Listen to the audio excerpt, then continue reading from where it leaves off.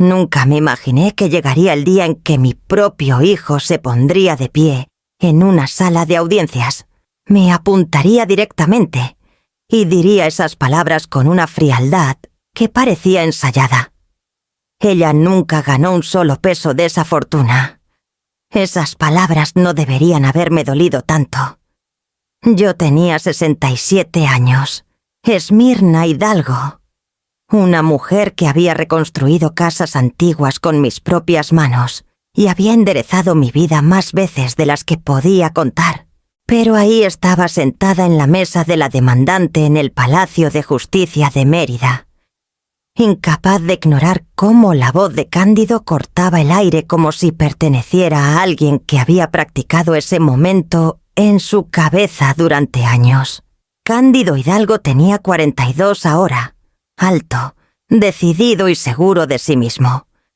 De esa manera en que los hombres se ponen cuando el mundo rara vez les dice que no. No me miró cuando habló. Miró al juez, luego al público, como si estuviera actuando en una obra que él mismo había escrito para un público que importaba más que la madre que lo crió. El juez Marcos Klein ajustó sus lentes despacio, igual que lo hacía cuando Cándido era un chiquillo y se paraba a su lado en las ferias de pesca locales. Me acordaba clarito de esas mañanas de sábado. La forma en que el juez Klein le palmeaba el hombro a Cándido. La forma en que Cándido lo admiraba. La forma en que a veces me sentía como una extra en su foto. Ahora, décadas después, ese mismo hombre le asentía a mi hijo como si lo que decía tuviera el peso de la verdad absoluta. El abogado de Cándido se recostó en su silla con una sonrisita que rebosaba arrogancia y expectativa. Una mirada que decía que ya había medido la distancia entre nosotros y concluido que yo iba a perder. Su voz se coló en el silencio. Señor juez, mi cliente actuó de buena fe durante décadas. Contribuyó sin descanso. Los bienes en cuestión existen gracias a él. No me inmuté.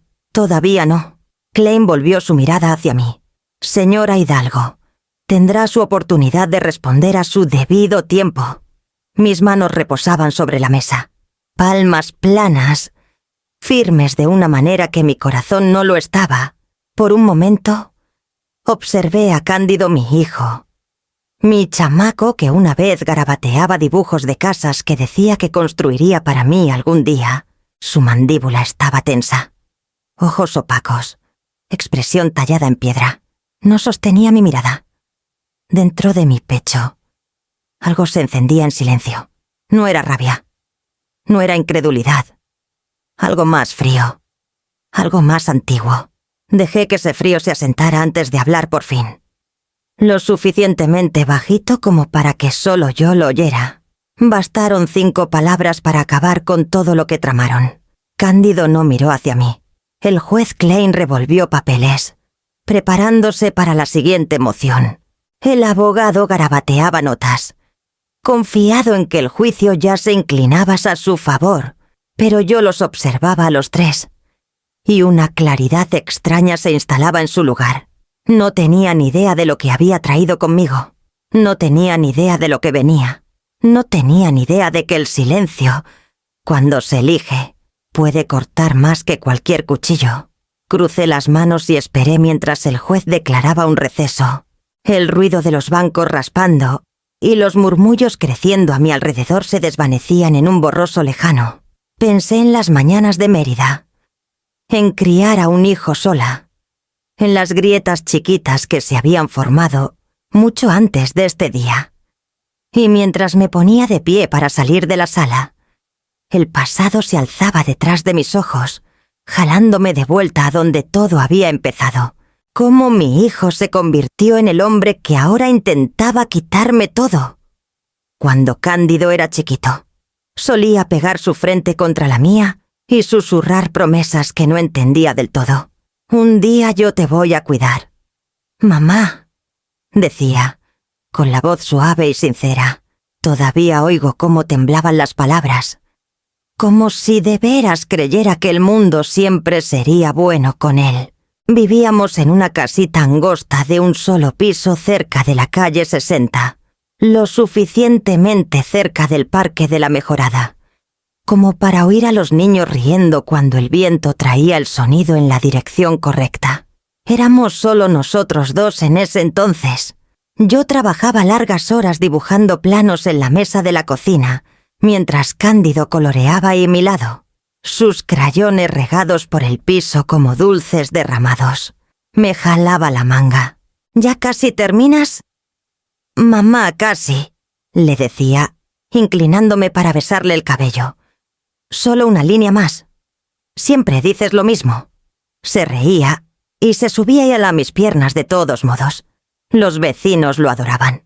La señora Carranza de al lado lo llamaba el alcaldito, porque insistía en saludar a todo el mundo en la calle. Les hacía adiós a los carteros. Abrazaba a los tenderos y me traía flores silvestres que recogía de las grietas en la banqueta. Pero incluso entonces, sombras chiquitas empezaban a seguirlo. Una tarde, cuando tenía como 8 años, azotó la puerta principal y tiró su mochila al piso. «Dijeron que soy tonto», murmuró, ahogándose con las palabras. «¿Quién es?», le pregunté, arrodillándome a su lado. «Todos». Se rieron porque soy lento para leer.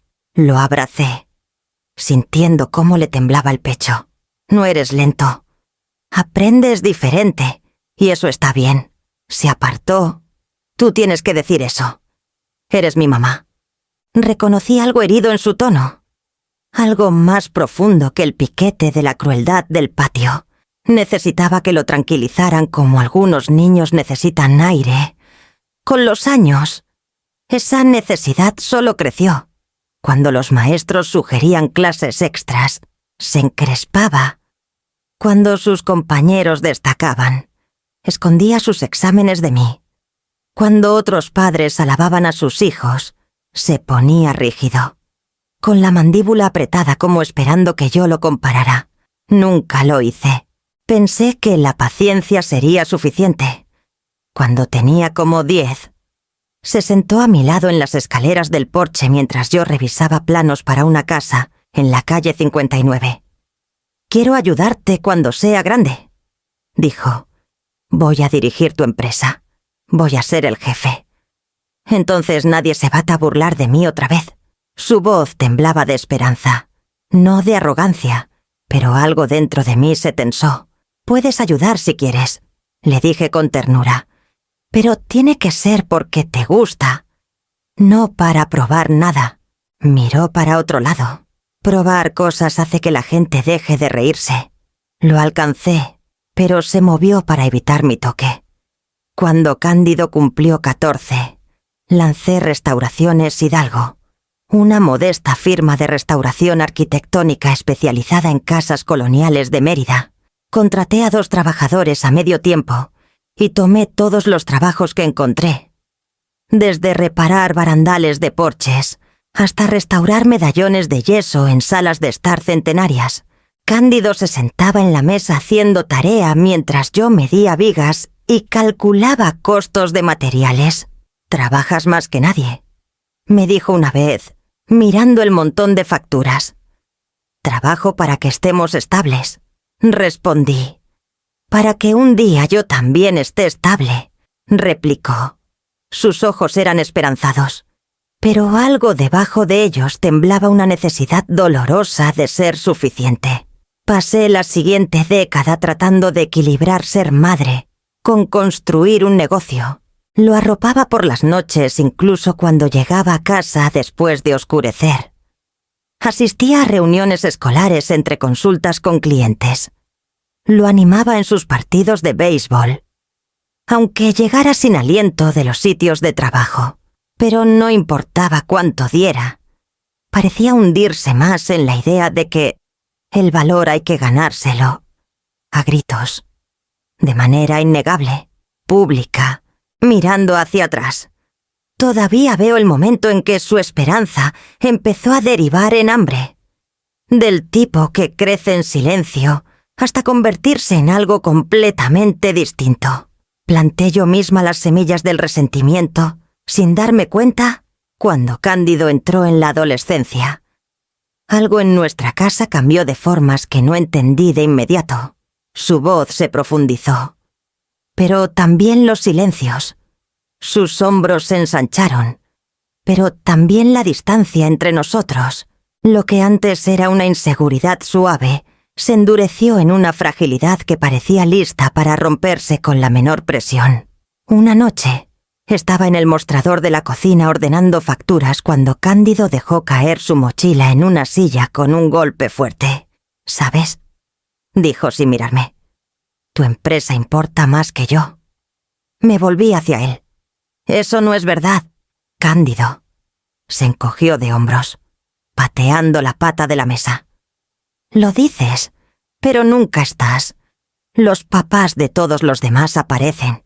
La mía manda mensajes diciendo que está atascada en sitios de trabajo. Lo hago por nosotros», dije bajito, «por la estabilidad. Pues no se siente como estabilidad. Se siente como ser segundo lugar».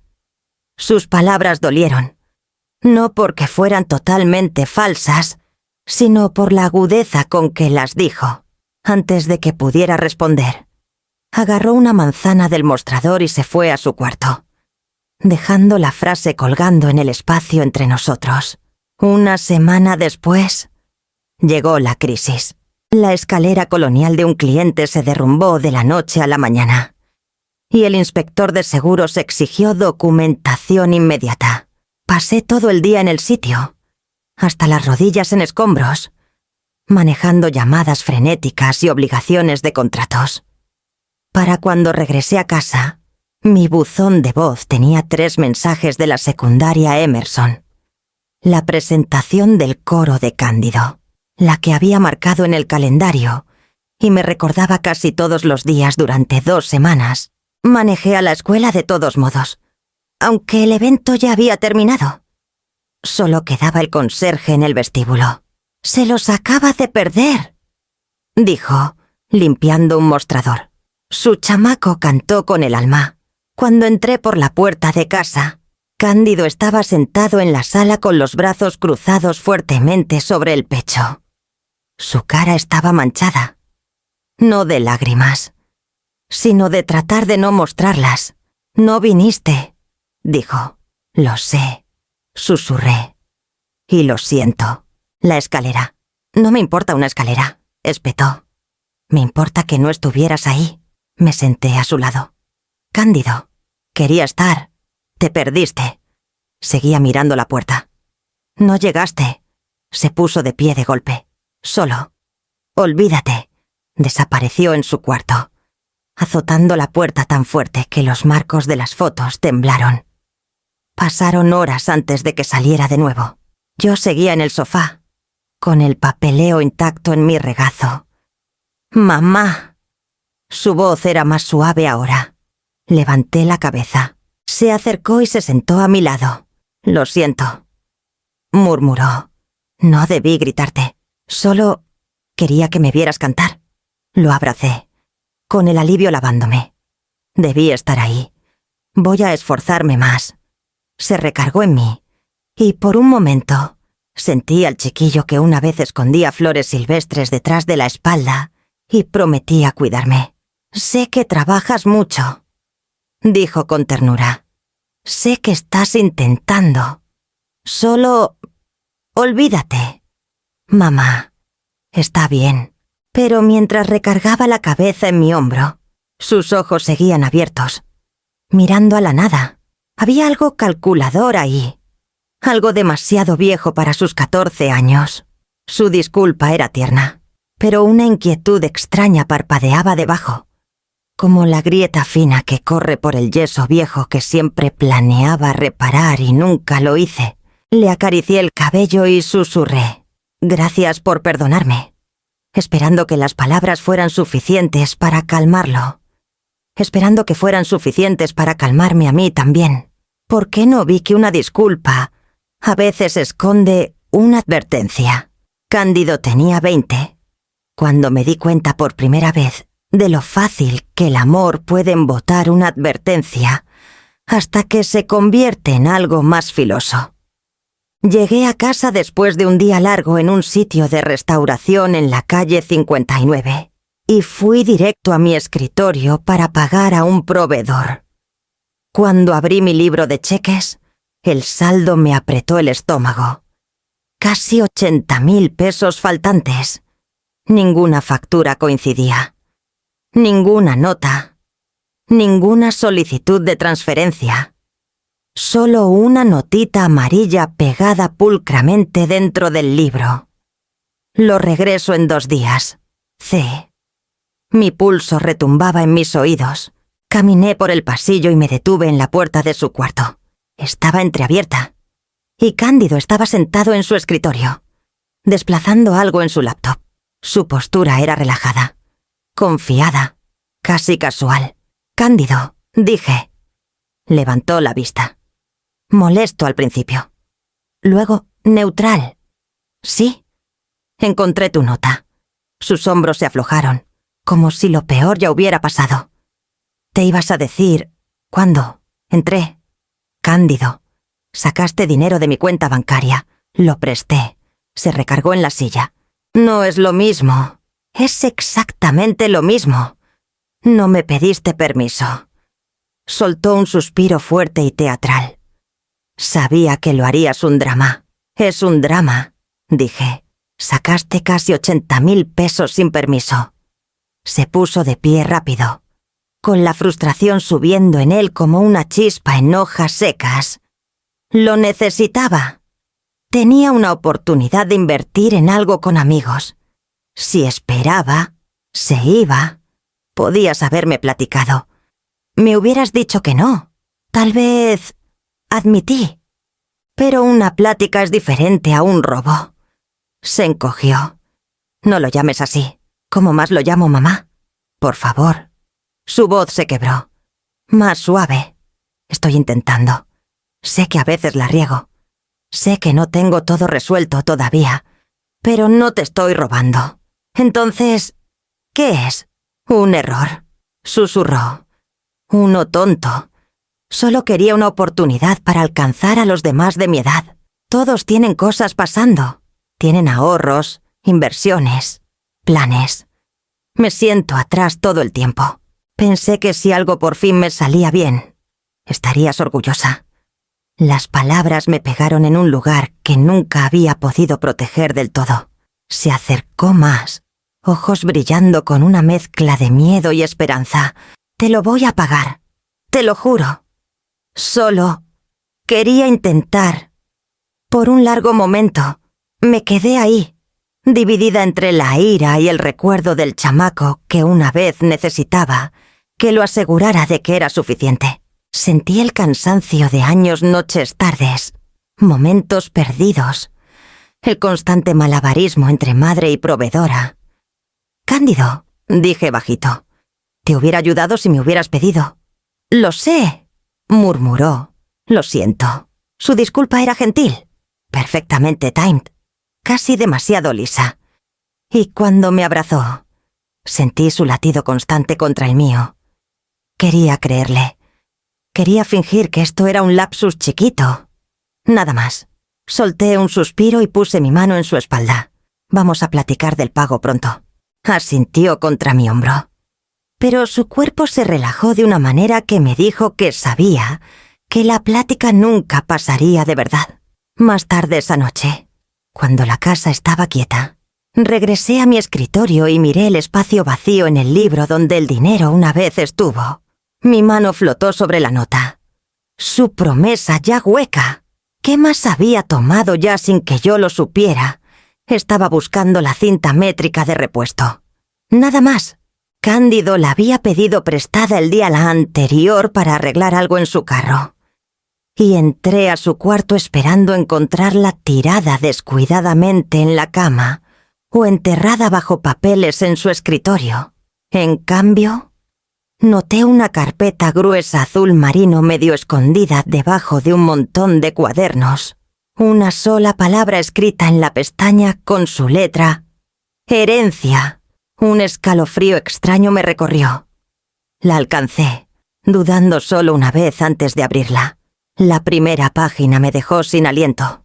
Era una hoja de portada titulada Asignación proyectada de bienes, con mi nombre impreso pulcramente arriba, seguida de una lista de mis casas, acciones de la empresa y cuentas, cada sección marcada con notas en la letra de Cándido, herencia futura, transferencia intencionada, transición postmaterna. Mi corazón latió más fuerte. Demasiado ruidoso en el cuarto quieto. Pasé la página. La siguiente hoja era peor. Contenía un borrador etiquetado Transferencia de bienes por incapacidad materna, tipeado como si lo hubiera preparado una oficina legal real. Aunque el formato estaba un poquito chueco, la frase aparecía de nuevo cerca de la línea de firma. Incapacidad materna, susurré para mí misma. Las palabras se sentían mal en mi boca. Oí pasos detrás de mí y me sobresalté. Cándido apareció en la puerta, sosteniendo sus llaves del carro sueltamente entre los dedos. «¿Qué haces aquí?» Buscaba la cinta métrica, dije, levantando la carpeta un poquito. «¿Qué es esto?» Se tensó por un segundo. Luego se rió de una manera que no llegaba a sus ojos. «No debías verlo. Entonces, explícalo», dije. «Explica por qué mi nombre está en cada página». Pasó a mi lado y me quitó la carpeta de las manos. «No es nada, mamá. Solo ideas. Todo mundo hace planes para el futuro. Estos no son planes», dije bajito. «Son instrucciones». Puso la carpeta en el escritorio con precisión cuidadosa. «Solo estoy pensando adelante. Quiero estar preparado». «No estás poniéndote más joven». Rodó los ojos. «Lo estás tomando demasiado en serio». «¿Por qué es serio?» «No lo es», insistió. «Me pongo ansioso pensando en el futuro. En... ¿Qué pasa cuando no estés? Quería entender cómo se vería. Eso es todo. Lo estudié». Sus hombros tensos, mandíbula apretada. Hablaba demasiado liso, como cuando intentaba girar la ira en vulnerabilidad. «¿Puedes platicarme estas cosas?», dije. «No necesitas esconderlas». Suspiró dramáticamente y se sentó en el borde de la cama. «Lo sé. Debí pedirte. Solo me sentía tonto. Planeando sin ti, escribiendo ideas. Se suponía que me haría sentir seguro. ¿Seguro de qué dudó? De quedar con nada». El temblor en su voz torció algo dentro de mí, y lo alcancé antes de poder detenerme. «No vas a quedar con nada». Se recargó en mi mano. «Solo un poquito. Lo sé. Fue una tontería. Olvídate que existe». Cerró la carpeta y la deslizó de vuelta debajo de los cuadernos, como si estuviera enterrando algo delicado. Salí del cuarto con la cinta métrica en la mano, diciéndome que era inofensivo, que solo estaba preocupado por el futuro, que los jóvenes garabatean ideas irreales todo el tiempo. Me dije que le diera gracia, que evitara sobrereaccionar. Años después, recordaría cómo escondió la carpeta, cómo habló demasiado suave, cómo sus ojos nunca me miraron del todo. ¿Era esta carpeta su sueño? ¿O su plano Cándido tenía 35 cuando me pidió por primera vez una cantidad de dinero tan grande que me dejó sin aliento? Llegó a mi casa en una tarde húmeda, vestido con una camisa impecable que todavía olía levemente a colonia, cargando una carpeta que parecía demasiado pulida para algo casual. Se sentó frente a mí en la mesa de la cocina y deslizó la carpeta hacia adelante. «Tengo una oportunidad», dijo. «Una de verdad esta vez. Un grupo de desarrollo está formando una sociedad. Y me quieren. Solo necesito una inversión inicial». Abrí la carpeta. «¿Cuánto es?» «Cándido 4 millones de pesos». Mis dedos se apretaron en el borde de los papeles. Es una cantidad enorme de dinero. Es normal para este nivel de inversión, dijo rápido. Todos los demás están poniendo al menos eso. ¿Y tú también? Pregunté. Su mandíbula se movió. Lo haré una vez que tenga los fondos. Cándido. Puse la carpeta abajo con cuidado. No puedo darte 4 millones de pesos. Su expresión no cayó. No protestó ni suplicó. Solo me miró fijamente, sin parpadear, como si estuviera recitando un guión que ya conocía. Claro que puedes, dijo. Solo no quieres. No me estoy negando para castigarte. Dije. Quiero ayudarte a aprender a construir algo sostenible. Se recargó en la silla. Tengo 35 años. No necesito una lección. Necesito capital. Entonces, te mentoraré. Dije, podemos sentarnos juntos y revisar tu plan de negocio. Te puedo mostrar cómo presentar a inversionistas. Soltó una risa suave. No necesito una maestra. Sostuve su mirada. Entonces, ¿qué necesitas exactamente? Necesito apoyo. Dijo, apoyo real. No consejos, no sermones, no tu manera de hacer todo. Cruzó los brazos. Todos los que conozco tienen padres que creen en ellos. Yo creo en ti. Cándido, sus ojos se enfriaron.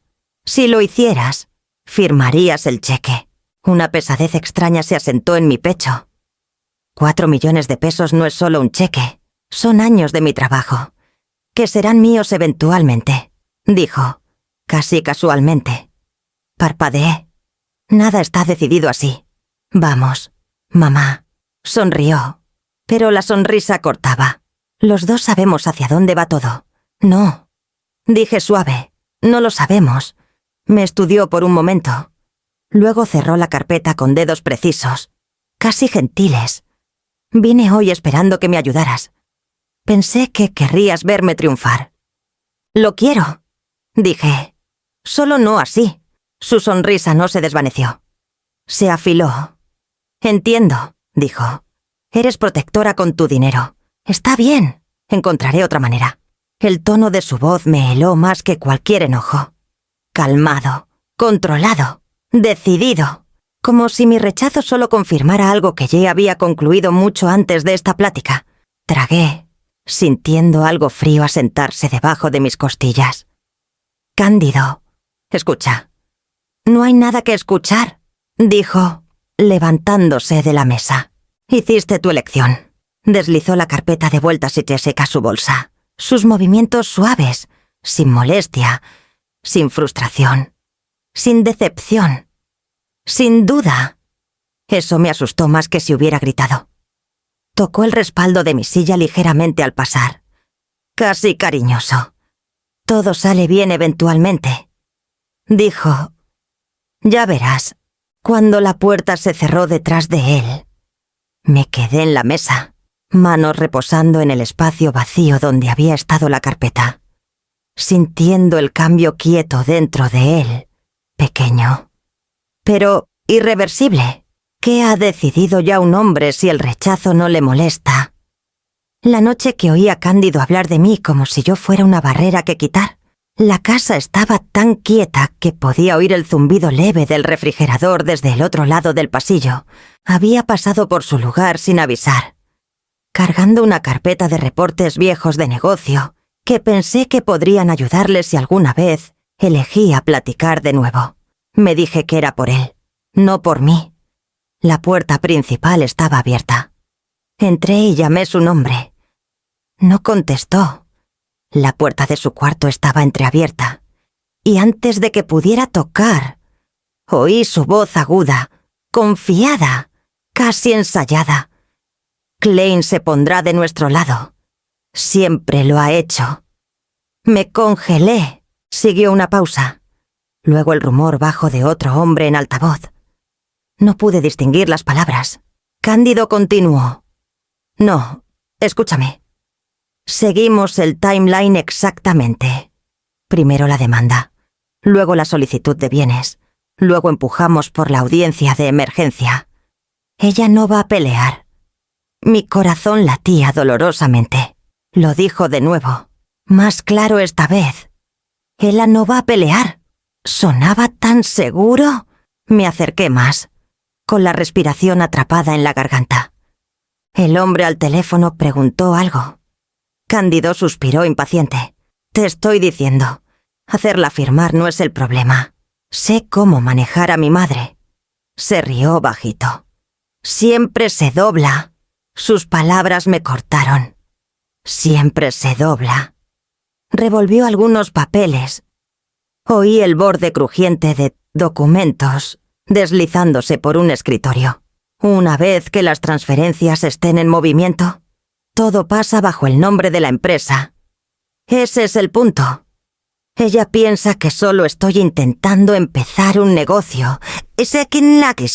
Pausó. Luego agregó. Créeme, no saben que está sentada. El hombre al teléfono habló de nuevo. Más bajo esta vez. Más cauteloso. Cándido soltó un suspiro frustrado. No estoy siendo imprudente. Esto es estrategia. Su voz bajó aún más. Si no coopera, usamos la cláusula de incapacidad. Por eso el papeleo está listo. Me tapé la boca con la mano. Estaba hablando de mí, planeando alrededor de mí, usando la misma confianza fría que había mostrado cuando pidió los 4 millones de pesos. Retrocedí, presionándome contra la pared como si necesitara algo sólido para mantenerme de pie. El hombre al teléfono levantó la voz un poquito. Cándido respondió. Sé lo que hago. Klein vas a allanar todo. Él mismo lo dijo el año pasado cuando nos vimos. ¿Crees que empezaría esto sin él? Dejé de respirar por un momento. Juez Marcos Klein. El mismo hombre que una vez le entregaba medallas de pesca a Cándido y lo felicitaba como un segundo padre. El mismo hombre que miraba a mi hijo con orgullo. El mismo hombre que le asentía en la corte años después. Su relación no era nostalgia, era estrategia. El hombre al teléfono preguntó algo sobre el tiempo.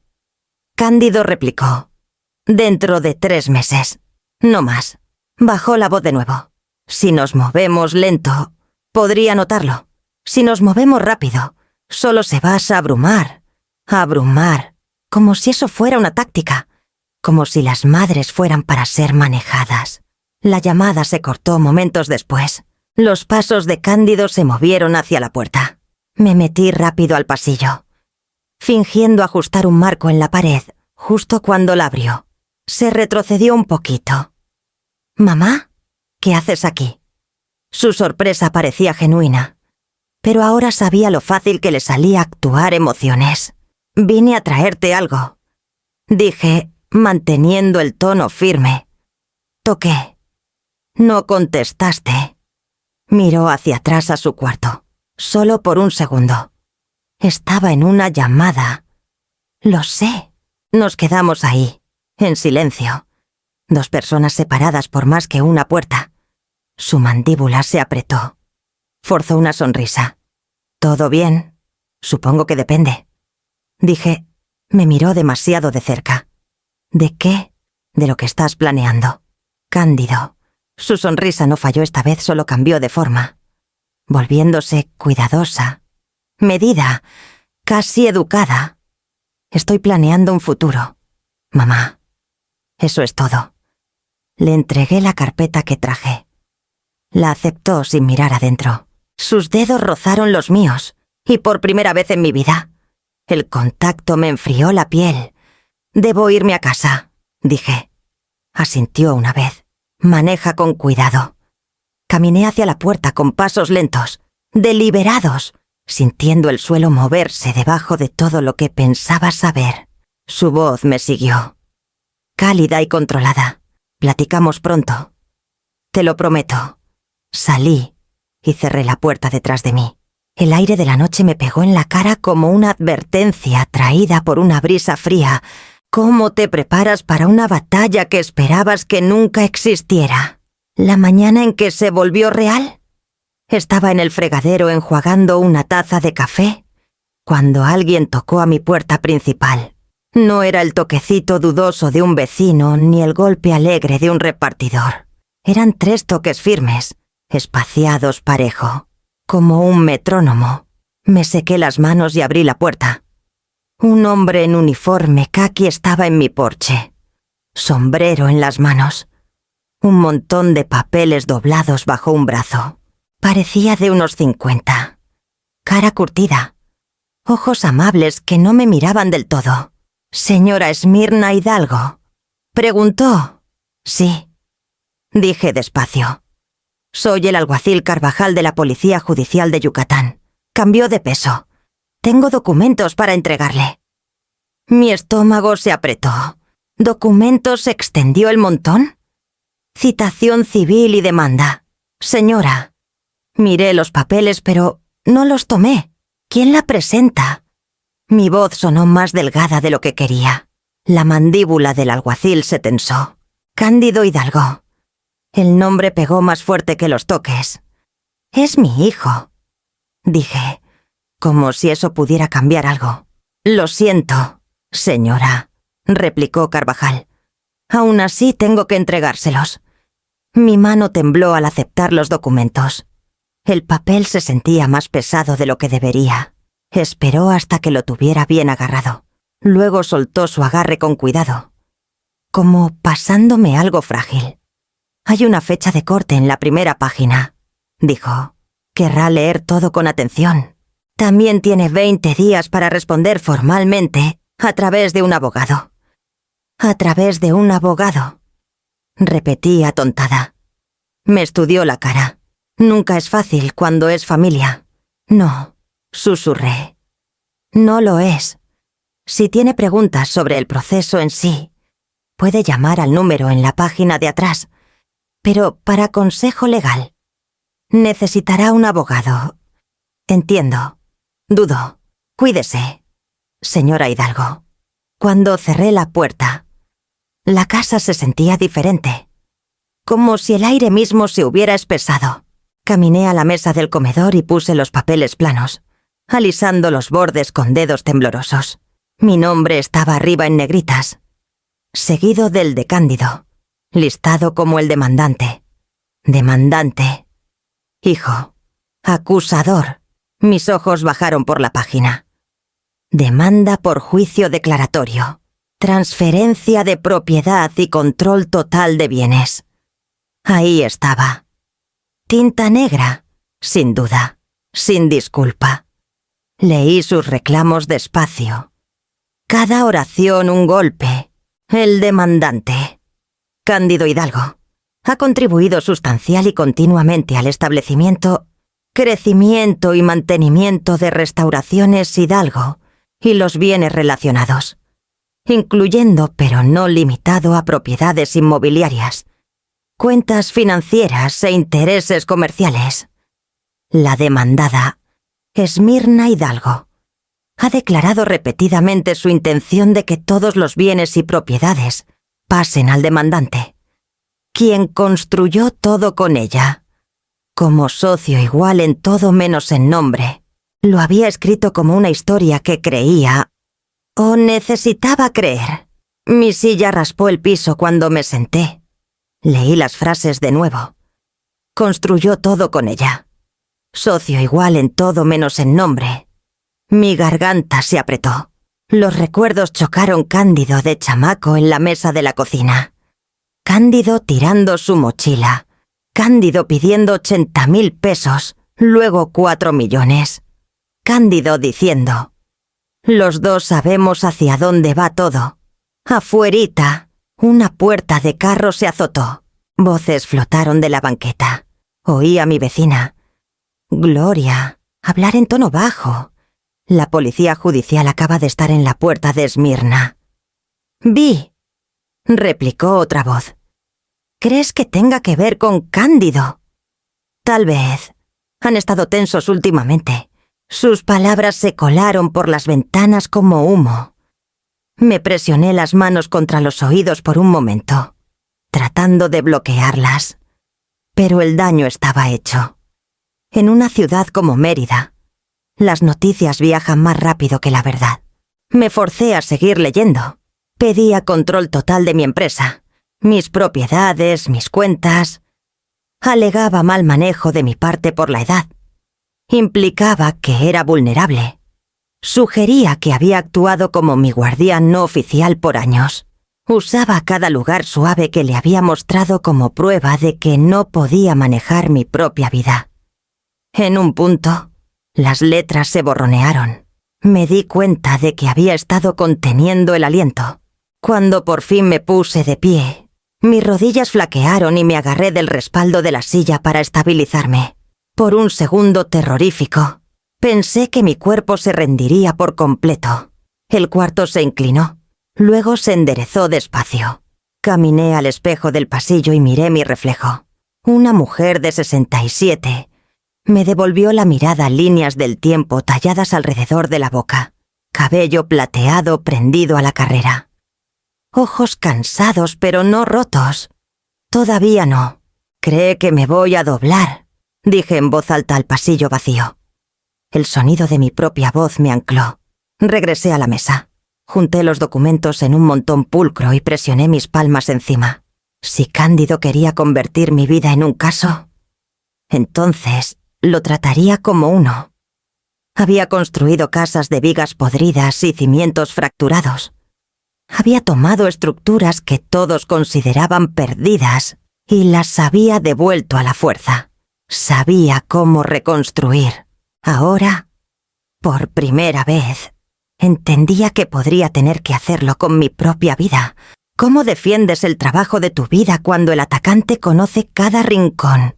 La mañana después de la citación, me senté en la recepción de una oficina legal en la calle 62, manos entrelazadas tan fuerte que sentía los huesos presionarse unos a otros.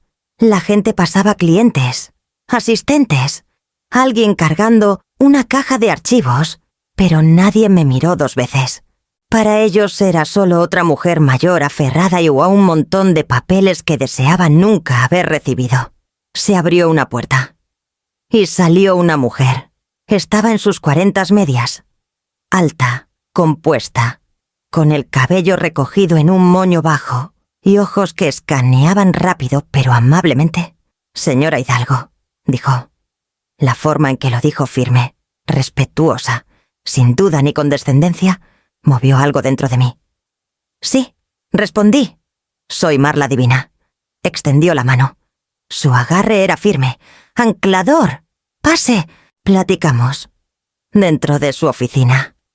Me señaló una silla y esperó hasta que me senté antes de tomar la suya.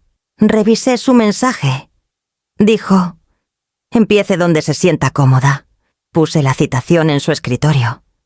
Mi hijo presentó esto. Examinó la primera página.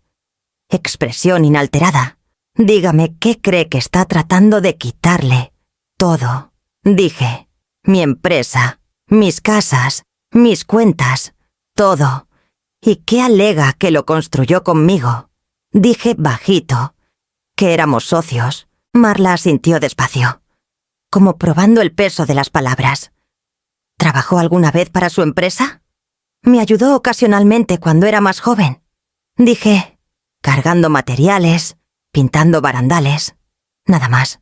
«¿Ganó salario?» «No». «¿Firmó algo dándole propiedad?» «No creo», dije, «al menos nada formal». Me miró con la cabeza un poquito inclinada. «Verifiquemos». Abrió un bloc legal nuevo. Luego alcanzó la carpeta de documentos que traje.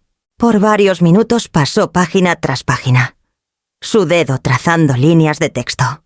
Luego sus movimientos pararon.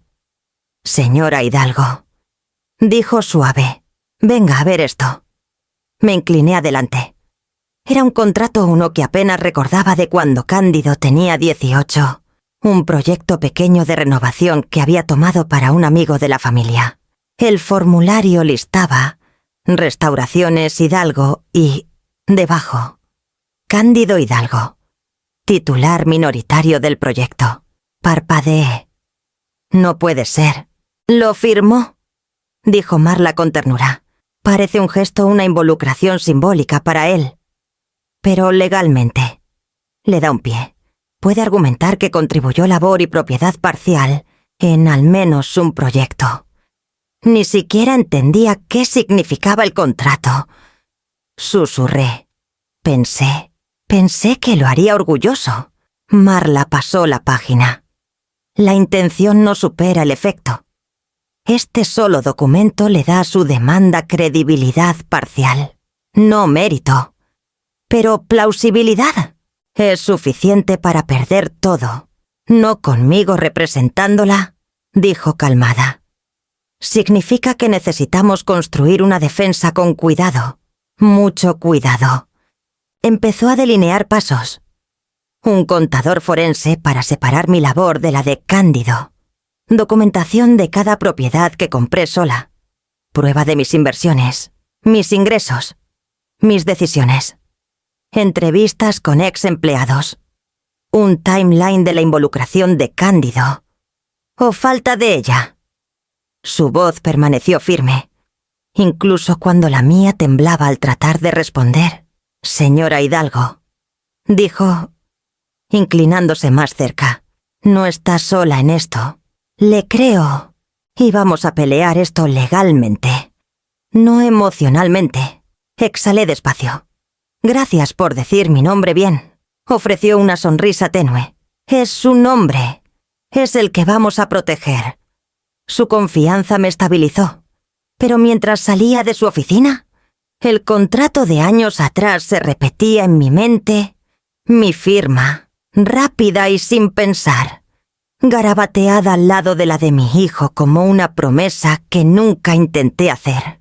¿Qué verdad yace debajo de cada firma inocente que hice? El juez Marcos Klein convocó la audiencia de mediación como si nos invitara a una plática cortés sobre un café, en vez de arrastrarme a un cuarto, donde las paredes ya se inclinaban hacia el lado de otro. Se sentó en la cabecera de la mesa de roble pulido. Manos cruzadas. Su expresión una versión practicada de neutralidad. Señora Hidalgo. Empezó. Voz baja y paternal. Esta situación no tiene que escalar. La mediación es una oportunidad para que ambas partes lleguen a un entendimiento. Cándido se sentó a su lado. Demasiado cerca, como un alumno favorito. Anguló su silla hacia la mía y me dio una sonrisa suave gentil, ensayada. Lo suficientemente engañosa para hacer creer a cualquiera que mirara que él era la parte herida. «Mamá», dijo, «podemos resolver esto. No necesitas pasar por todo este estrés». La familiaridad en su tono me torció por dentro. No me había llamado mamá en meses. El juez Klein asintió aprobatoriamente, como si la actuación de Cándido confirmara todo lo que ya quería creer. Su hijo está tratando de que me evitar un conflicto público, dijo el juez. Sería sabio encontrarse a medio camino. Considere el futuro de su hijo. Sentí la presión en esas palabras. No era consejo, era dirección. Mi futuro, dije con cuidado. También está en juego. Klein dio un suspiro compasivo. Por supuesto. Pero la corte debe mirar resultados a largo plazo.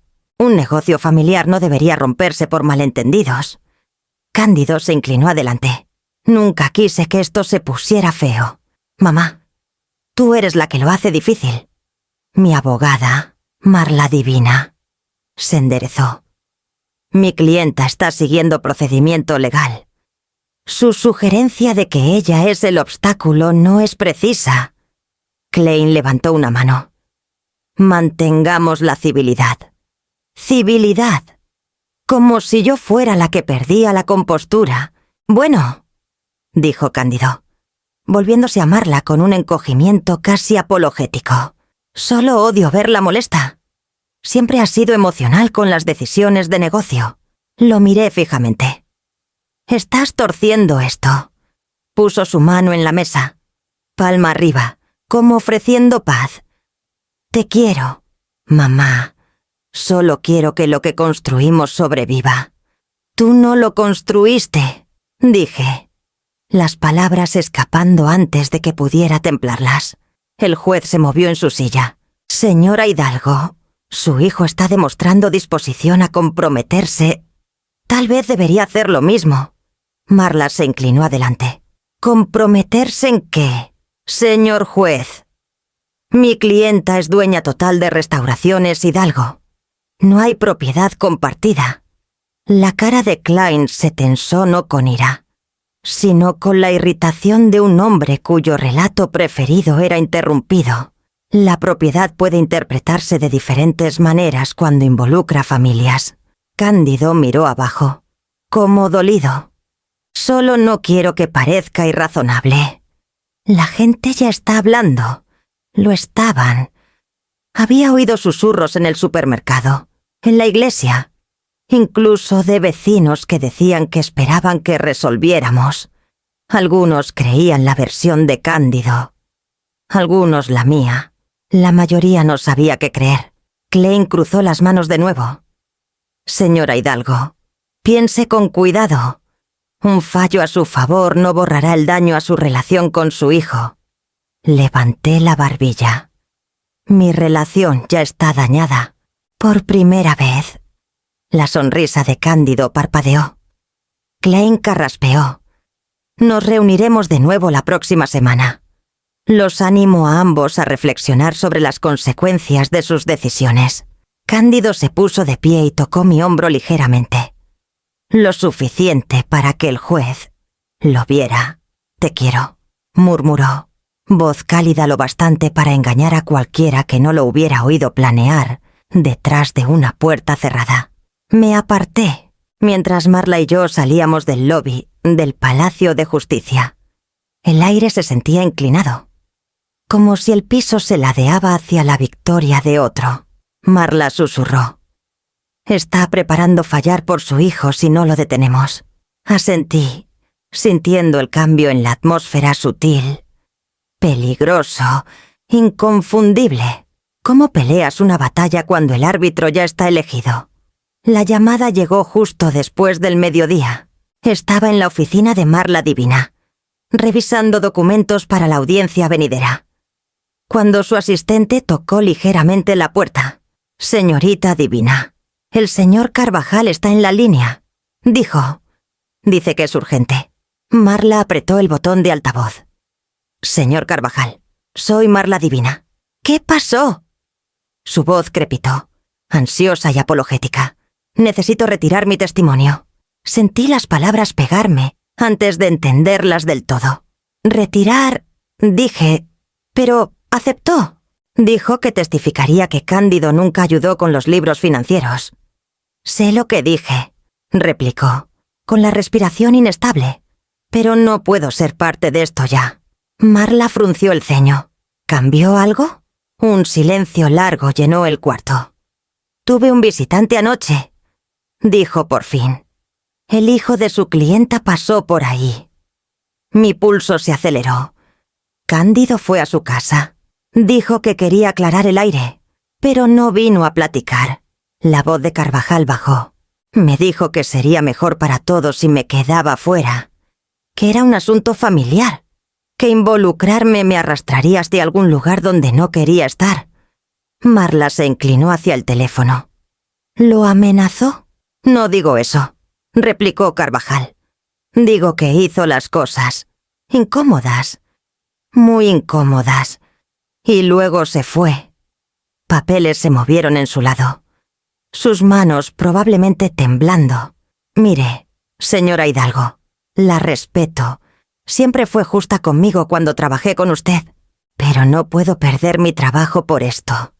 No lo hará, dije rápido. No puede prometerlo, susurró. Dijo que él y el juez Klein son cercanos. Dijo que el juez ya sabe quién dice la verdad. Agarré el borde de la mesa, apretando lo suficiente para que la madera se presionara en mis palmas. ¿Qué tiene que ver el juez Carvajal? Inhaló tembloroso. Todo lo que sé es que si el juez se pone de su lado, soy yo el que parece mentiroso. Lo siento. De veras. La línea se murió. Marla miró el altavoz por varios momentos antes de exhalar despacio. Está asustado. Cándido llegó a él, dije. Cándido usó el nombre del juez Klein, corrigió Marla. Eso es más preocupante. Se levantó de su silla, paseando detrás de su escritorio. Sus dedos golpeando su barbilla en un ritmo calculador. Si su hijo le dice a la gente que el juez ya está de su lado, o está faroleando o tiene razón para creerlo. Mencionó que el juez lo ayudaría. Dije, lo oí decir que Klein allanaría todo. Mamá. Marla dejó de pasear. ¿Por qué no me dijo esto antes? Estaba tratando de entenderlo primero. Su mandíbula se apretó. No estamos lidiando con un juez imparcial. Esmirna. Podríamos estar lidiando con alguien que ya eligió su fallo. Me hundí en mi silla. Entonces esto no es una audiencia. Es una formalidad. Es una trampa. Corrigió de nuevo. Voz y baja. Y necesitamos tratarla como tal. Sentí algo cambiar dentro de mí, no pánico esta vez, sino un entendimiento sombrío. Cándido no estaba solo equivocado. Estaba orquestando. Marla se sentó de nuevo, cruzando las piernas, su postura tensa con enfoque. Cambiamos estrategia. Si los testigos están siendo intimidados, necesitamos construir un caso sin depender de ellos. Usaremos documentos, grabaciones, rastros financieros, evidencia que no puedan asustar. ¿Y el juez Klein? Pregunté. Sus ojos se entrecerraron un poquito.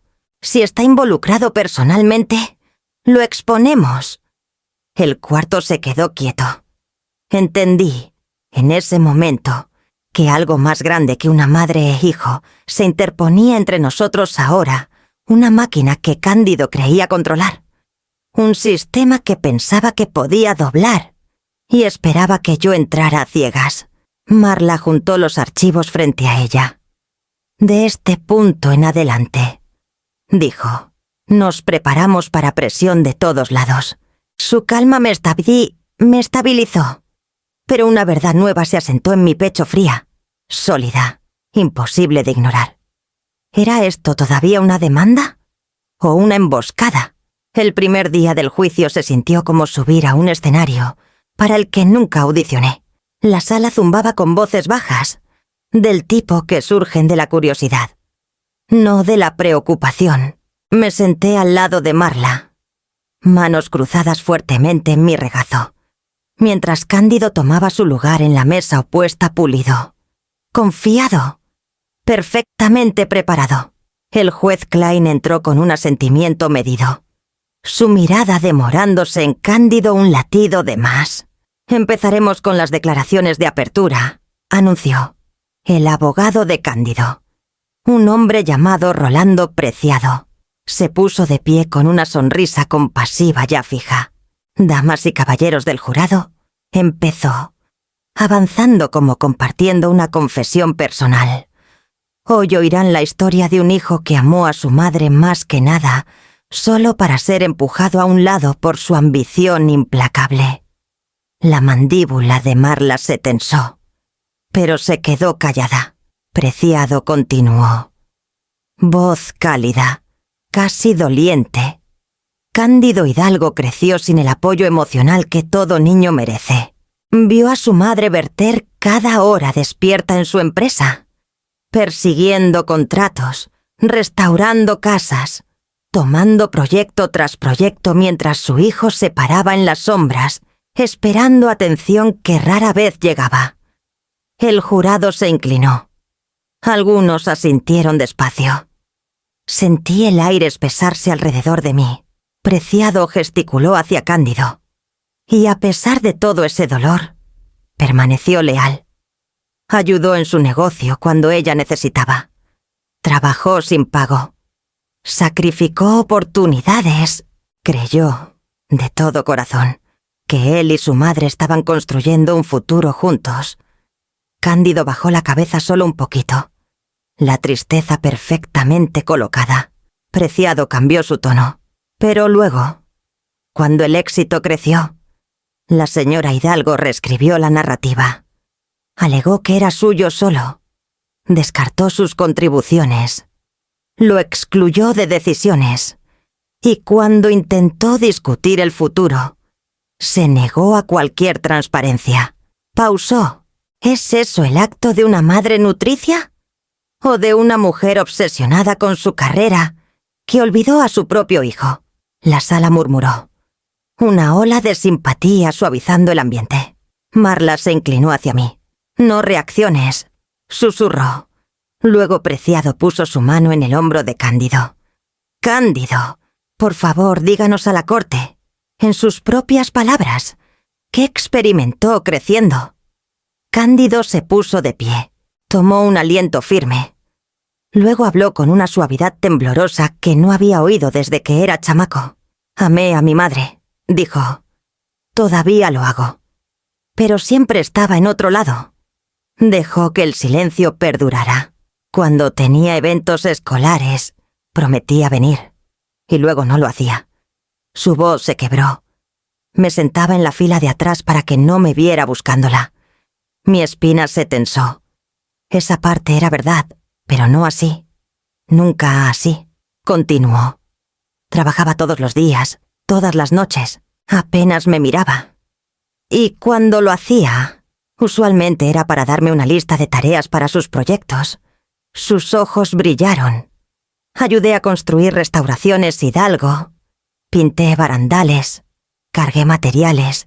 Hice todo lo que pidió. Pero cuando pedí una oportunidad para crecer mi propio futuro, se negó. Alguien en la galería susurró: «¡Pobre hombre!». Cándido miró abajo, limpiándose la esquina del ojo. El gesto era sutil, teatral, devastadoramente efectivo. «Nunca quise su dinero», dijo, voz temblando. «Solo quería reconocimiento. Quería ser parte de lo que hicimos juntos. Cada memoria distorsionada, cada media verdad. Cada omisión lo puso pieza por pieza, hasta que incluso yo sentía los bordes cortando». El jurado lo miró con simpatía abierta.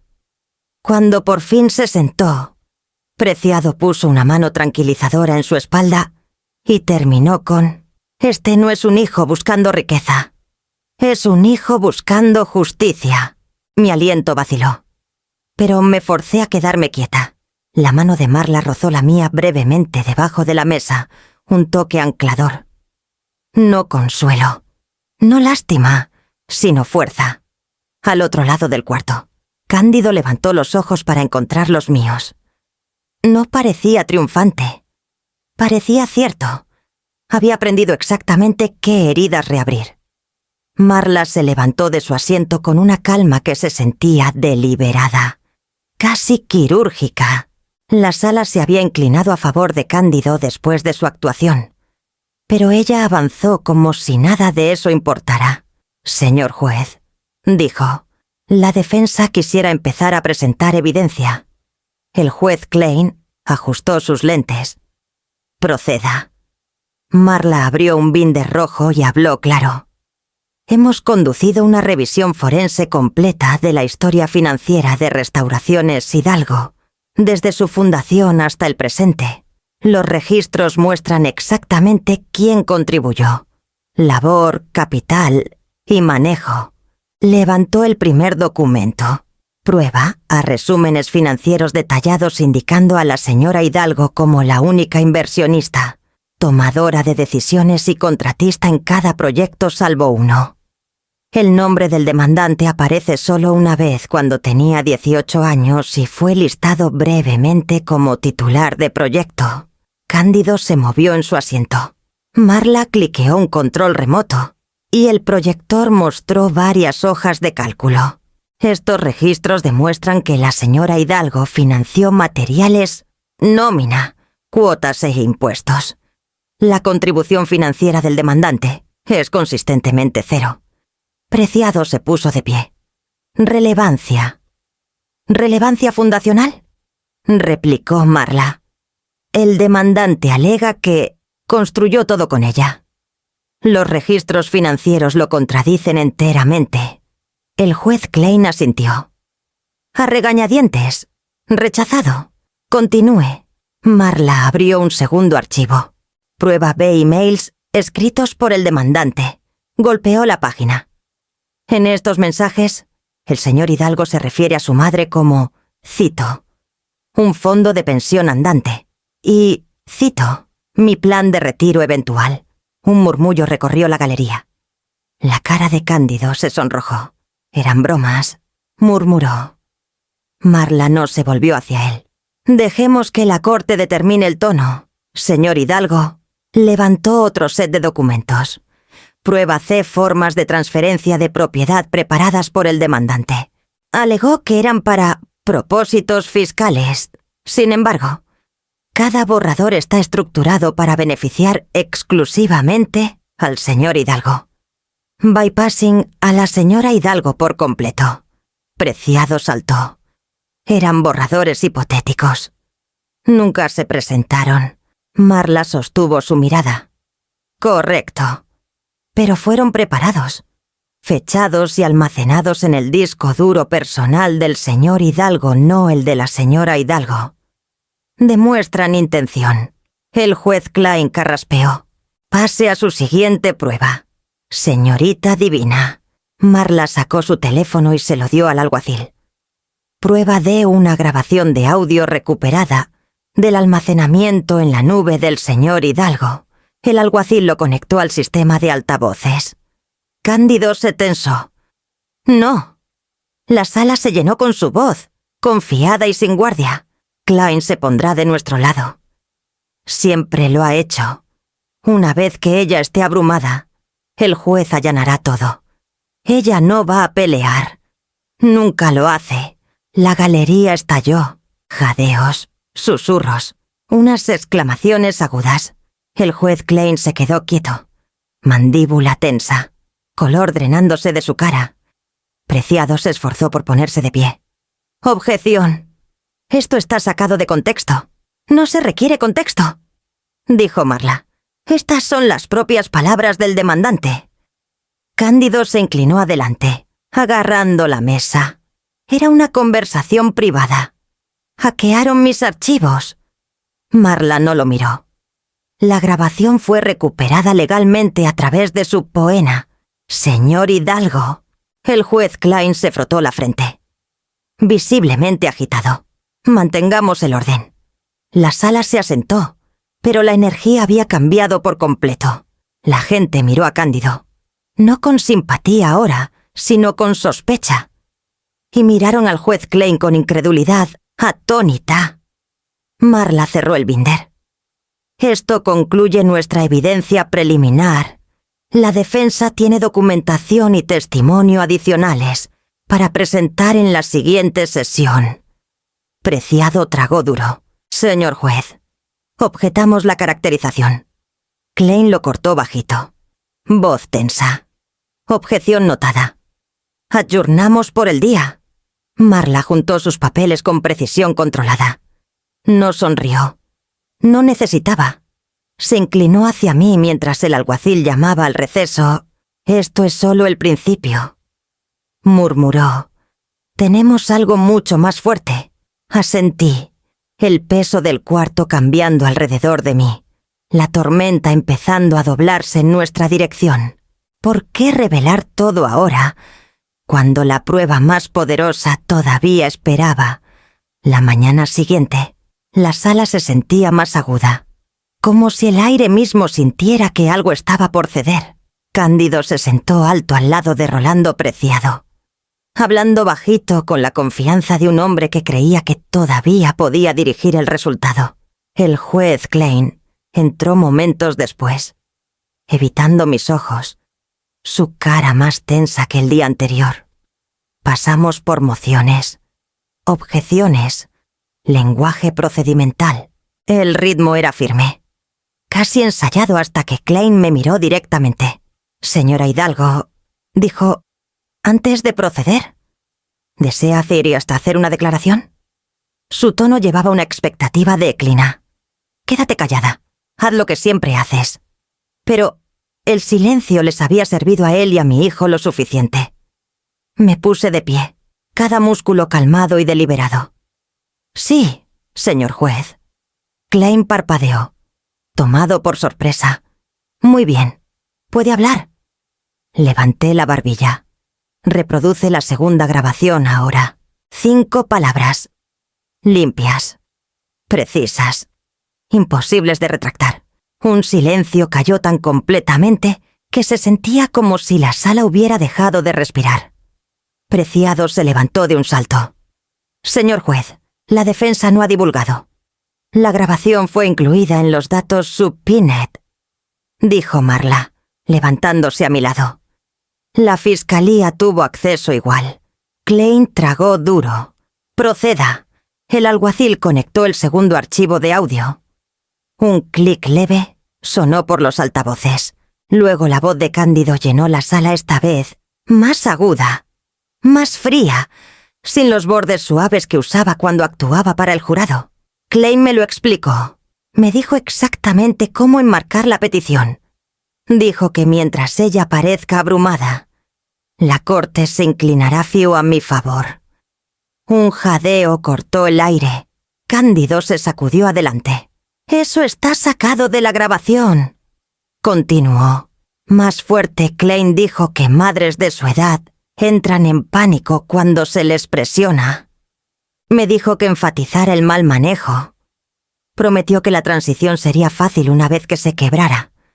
La galería estalló. Voces subieron. Alguien maldijo bajito. Otra persona susurró. ¿Le prometió? La complexión de Klein se volvió blanca fantasma. Agarró los lados de su banco como si la madera misma estuviera inestable debajo de él. Preciado trató de hablar. «Señor juez, esto es claramente». Klein no lo miró. Miró el escritorio. Manos temblando. Mientras la última línea de la grabación sonaba, se pondrá de mi lado. Siempre lo ha hecho. Siguió el silencio. Un silencio sofocante, innegable. Marla avanzó y puso un paquete encuadernado pulcramente en la mesa de evidencia. «Señor juez, estos son documentos notariados confirmando que cada bien, propiedad y acción de empresa pertenece exclusivamente a la señora Hidalgo. Incluyen firmas, fechas y verificación de terceros independientes». Klein no alcanzó los documentos al principio. Los miró como un hombre mira algo que ya no puede ignorar. Finalmente, su mano se movió, lenta, inestable. Abrió la carpeta. Sus ojos volaron rápido por las páginas firmas, títulos, sellos legales, prueba sobre prueba. Cándido se levantó a medias de su asiento. «Esto es ridículo. Esto es manipulación. ¿Ustedes todo esto es?» «Siéntese», dijo Klein bajito, las palabras quebrándose en medio. Cándido se congeló. Klein exhaló tembloroso y se frotó una mano por la cara. Nos recesaremos por 10 minutos. Pero nadie se movió. La galería miró a Cándido, a mí, al hombre en el banco cuya autoridad acababa de astillarse. Marla golpeó mi mano una vez debajo de la mesa firme, no celebratoria. Los ojos de Cándido encontraron los míos, salvajes e inciertos por primera vez desde que empezó el juicio. Sabía exactamente qué acababa de cambiar. ¿Qué le pasa a un hombre cuando cada arma que forjó se vuelve contra él? Cuando terminó el receso, la sala volvió a un silencio extraño, quebradizo, del tipo que sigue a un sismo. Nadie seguro de qué partes del suelo aguantarán, qué partes cederán. El juez Marcos Klein subió de nuevo al banco más lento que antes, sus manos agarrando los bordes como estabilizándose. Carraspeó, pero su voz salió más delgada de lo usual. Reanudamos. Cándido se sentó al lado de Rolando Preciado. Postura rígida. Ojos ardiendo con una mezcla de pánico e incredulidad. La actuación que había perfeccionado por semanas de repente no tenía dónde aterrizar. Marla permaneció a mi lado, calmada, enfocada, sus dedos reposando ligeramente en un montón de evidencia organizada. No necesitaba decir una palabra. Klein tomó un aliento largo. «He revisado los documentos presentados», dijo, «y he considerado las grabaciones introducidas al registro». La galería se inclinó adelante. Cándido susurró urgentemente a su abogado. «Dile que esto es ilegal. Di algo». Preciado levantó una mano temblorosa para silenciarlo. No ahora. La mirada de Klein derivó hacia Cándido, pero no se demoró ahí.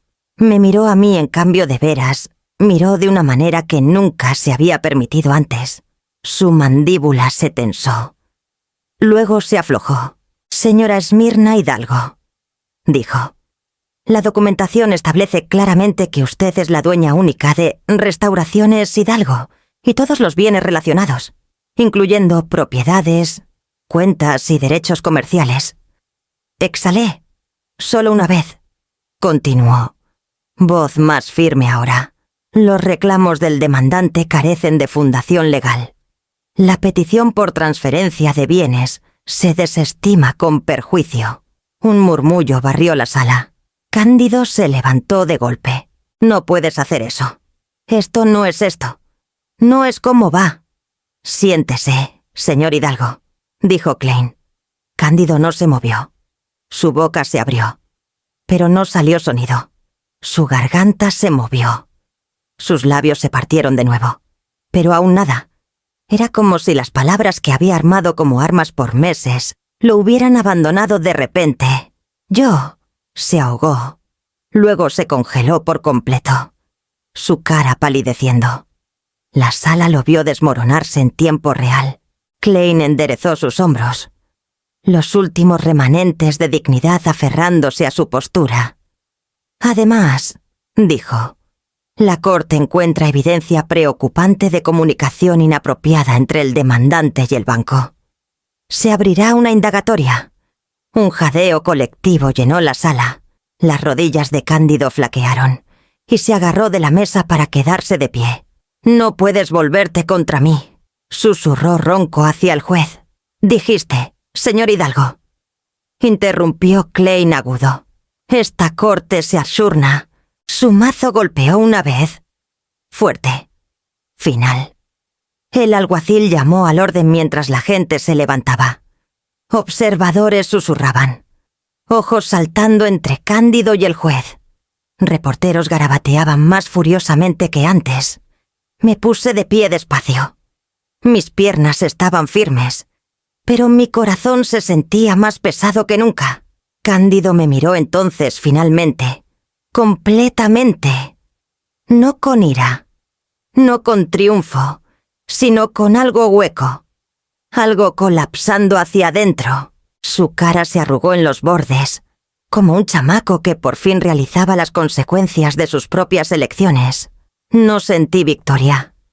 Sentí el dolor quieto de una madre que había pasado su vida tratando de guiar a un hijo que nunca aprendió a pararse solo.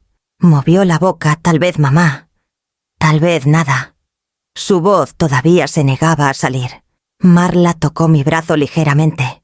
Se acabó, dijo. Asentí, aunque la verdad de eso se asentaba como una piedra en mi pecho. Mientras salíamos de la sala, miré atrás una vez. Cándido permaneció congelado al lado de la mesa, hombros caídos, mirando la puerta como esperando que alguien lo rescatara. ¿Qué haces cuando la persona que salvaste toda tu vida no puede salvarse a sí misma? Las puertas del Palacio de Justicia se cerraron detrás de mí con un peso que se sentía más antiguo que el edificio mismo. El ruido adentro, los murmullos, los papeles revolviéndose, los argumentos. El juicio se desvaneció de golpe. Afuera, el aire seco de Mérida me pegó en las mejillas. Más agudo de lo esperado, pero más limpio también. Como si el mundo hubiera estado conteniendo el aliento y por fin exhalara. Marla había ofrecido caminar conmigo. Le dije que necesitaba un momento sola. Bajé las escaleras del palacio despacio, agarrando el barandal mientras una ola de agotamiento me pasaba. No del tipo que viene por falta de sueño, del tipo que se asienta en tus huesos después de años de aferrarte a algo que ya no quería ser aferrado. Un grupo de gente susurraba cerca de la banqueta. No me volví hacia ellos. Seguí caminando hasta llegar al borde de la plaza grande, donde árboles pelones echaban sombras largas por el suelo. Me detuve ahí, escuchando cómo el viento rozaba las ramas, Por primera vez desde que empezó el juicio, me permití pensar en Cándido sin prepararme para el dolor.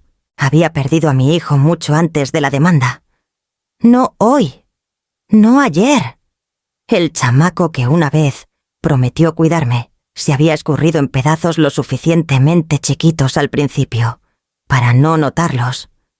Luego, lo suficientemente rápidos para no alcanzarlo. Mamá, la forma en que lo decía, suave, cierto, confiado. El recuerdo picaba, pero el aire frío lo estabilizaba. Una mujer pasando tocó mi brazo con ternura. Señora Hidalgo, dijo, su voz dudosa. Vi las noticias. Lo siento. Le ofrecí un asentimiento pequeño. Gracias. Me apretó la mano una vez antes de seguir. Una amabilidad. Simple. Y de alguna manera, se sentía como la primera que había recibido en meses. Continué adelante hasta llegar a un banco mirando la plaza. Me senté, dejando que mis hombros bajaran, dejando que la tensión soldada en mí se aflojara poquito a poquito. La verdad era quieta, y llegaba despacio. El silencio de Cándido en esa sala no era victoria, era confirmación. Una parte de él había colapsado bajo el peso de sus propias elecciones, y aunque el fallo del juez había protegido el trabajo de mi vida, nada podía restaurar los años perdidos en miedo, manipulación y esperanza que nunca encontró dónde aterrizar. Inhalé profundo, el aire crujiente limpiando los últimos remanentes de polvo de la sala de mi garganta. ¿Qué quedaba de mí ahora? Una madre que intentó, una mujer que sobrevivió, una constructora no solo de casas, sino de sí misma. Me levanté del banco y empecé a caminar de nuevo. Esta vez, sin arrastrar los pies. El palacio estaba atrás. Mi hijo estaba atrás. La tormenta había pasado, dejando escombros que pasaría meses limpiando. Pero lo peor se había ido. Mi casa, mi empresa, mi futuro eran míos para reconstruir. Y lo haría. Despacio, firmemente, intencionalmente. Llegué a la esquina. Pausé y miré al cielo seco. Las nubes por fin se rompían. Es posible sanar cuando la herida lleva el nombre de tu hijo. Llevaba solo 3 semanas en el loft. Lo suficiente para que el olor a pintura fresca se desvaneciera, pero no lo suficiente para que los cuartos se sintieran del todo vividos. El espacio estaba arriba de una vieja fachada de ladrillo, en el paseo de Montejo, techos altos, ventanas altas, vigas que había lijado yo misma. Cada centímetro era un recordatorio de que todavía podía construir algo desde cero. Incluso después de perder tanto, la mayoría de las mañanas trabajaba en el proyecto Resolución Hidalgo, desde el escritorio chiquito junto a la ventana. Había empezado como una idea, solo un pensamiento susurrado a mí misma, la noche después del veredicto. Pero las ideas crecen cuando se alimentan con propósito. Ahora pasaba mis días ayudando a adultos mayores que habían sido acorralados, presionados o amenazados financieramente por la gente en quien una vez confiaron más. Esa tarde estaba ordenando notas de ingreso para una mujer en Campeche cuyo hijo había hipotecado su casa en secreto, cuando un toque sonó en la puerta.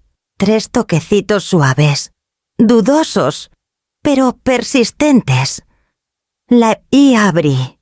Una mujer estaba ahí de unos 50 y tantos, cabello recogido en un moño suelto, manos retorciendo un Kleenex tan fuerte que parecía a punto de romperse. Sus ojos se levantaron a los míos con una expresión atrapada entre vergüenza y desesperación. «¿Señora Hidalgo?», preguntó. «Sí», dije con ternura. «¿Cómo puedo ayudarte?». Tragó duro. «Me llamo Lorena. Yo oí lo que dijo en la corte. Sentí mis hombros quietarse». «¿Estuviste ahí?». «No», susurró. «Alguien me dio una grabación. La gente ha estado hablando. Dijeron que peleó, que sobrevivió. Dudó. Voz temblando. Necesito ayuda. Me hice a un lado. Pasa. Entró despacio, como si temiera que sus pasos rompieran algo en el aire. La guié a la mesa chiquita cerca de la cocina. Se sentó, alisando su falda repetidamente, juntando valor en respiraciones pequeñas. ¿Qué pasó?, pregunté. Mi hija, dijo, ojos llenándose de lágrimas que trató de parpadear. Tomó control de mis cuentas, poquito a poquito. Al principio dijo que era para protegerme. Luego empezó a hablar de transferir mi casa. Dijo que soy olvidadiza. Dijo que la corte estaría de acuerdo. Sentí algo dentro de mí apretarse, no ira, no miedo, sino reconocimiento. ¿Cuándo empezó esto?, pregunté. El año pasado. Seguía esperando que mejorara, que parara. Su voz se quebró, pero no lo hace. Y tengo miedo de pelear sola. Alcancé al otro lado de la mesa y puse mi mano ligeramente sobre la suya. Ya no estás sola. Se tapó la boca mientras un sollozo se escapaba. No sabía dónde ir, pero luego oí sus palabras. Las 5 palabras que dijo en la corte. Pensé, si ella pudo decir eso a su propio hijo, tal vez yo pueda aprender a decir algo también. Le apreté la mano firme. Llegaste al lugar correcto. Sus hombros temblaron una vez. Luego se estabilizaron despacio. Inhaló profundo, como si el aire aquí supiera diferente, más limpio, más seguro. Saqué un formulario de ingreso nuevo de la carpeta a mi lado. Empezamos con tus documentos, dije, y construimos de ahí. Asintió, limpiándose los ojos. En ese momento, algo cambió. Miquelero, mi historia ya no era solo mía. Era un poste guía imperfecto, doloroso, pero firme lo suficiente para que alguien más se recargara. Mientras escribía su nombre arriba del formulario, una fuerza quieta llenó el cuarto. No triunfo, no venganza, algo mejor. Si mi dolor puede proteger a alguien más, valió la pena sobrevivirlo después de todo.